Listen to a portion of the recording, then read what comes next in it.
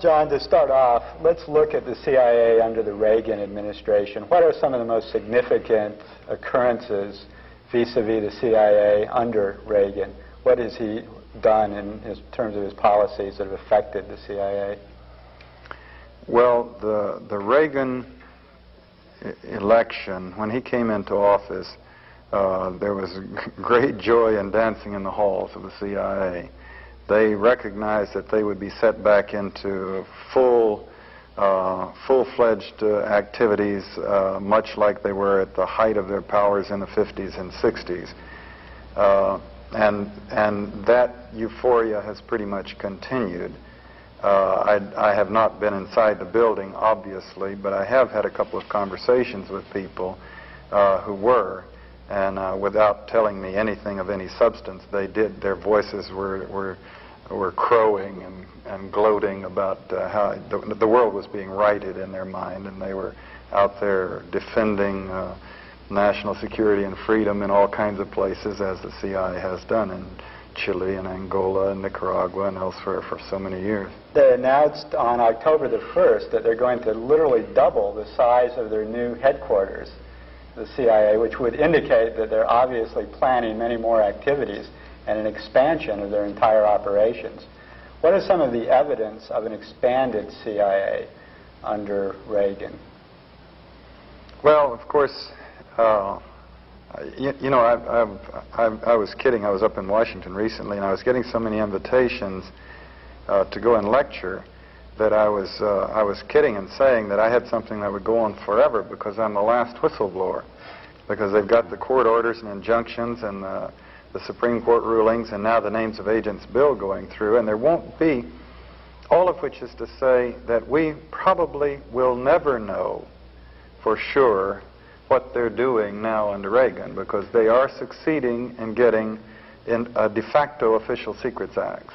So the American public and the victims will never know the true stories of the current activities, like the war in Angola, the pre-Vietnam CIA covert action, the Chile coup, the assassinations.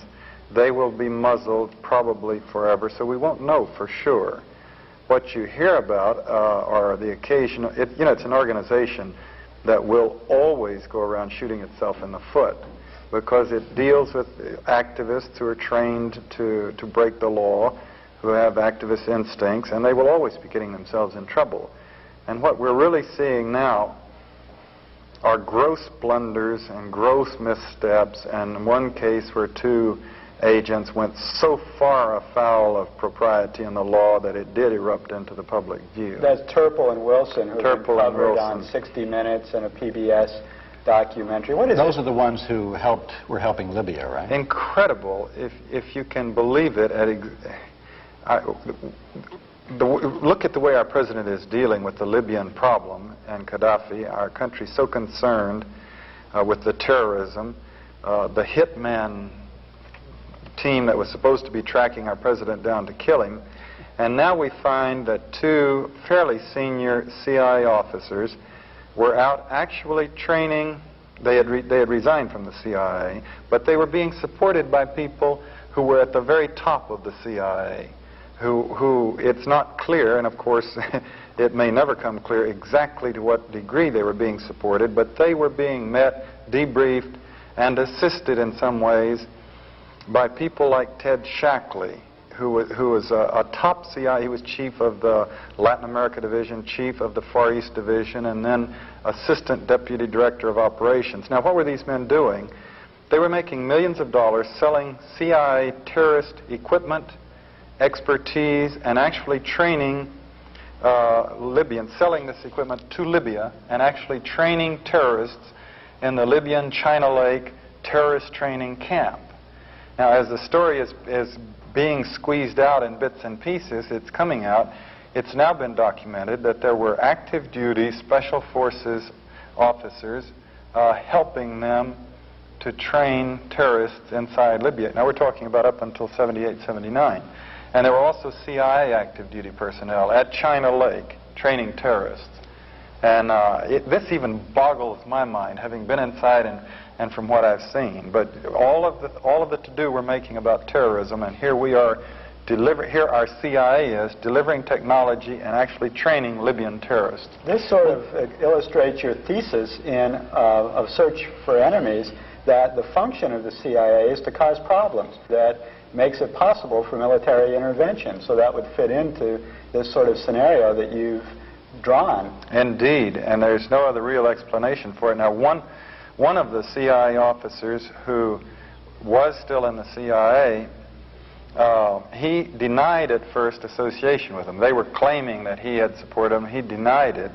And then when he had to admit or perjure himself, he had to admit that there was association. He claimed that it was only to keep contact so they could tell him who the terrorists were and what they were doing. Therefore, it was a legitimate CIA enterprise. But then when the Senate tried to squeeze out, and the Justice Department, documentation from the CIA, there was none. And he said that was because it was something that he was keeping in his vest pocket. So either we have a full-fledged CIA operation, or we have an illegal, venal, corrupt operation. But either way, there was complicity with these people who were training and making the Libyan terrorists a great deal more effective. Now, mind you, we're talking about millions of dollars. We're talking about the latest in terrorist, explosive devices, and the way you can make an ashtray into an explosive device, so when a bad guy puts out his, or a good guy for that matter, puts out his cigar, it blows up and kills everyone in the room, this sort of thing.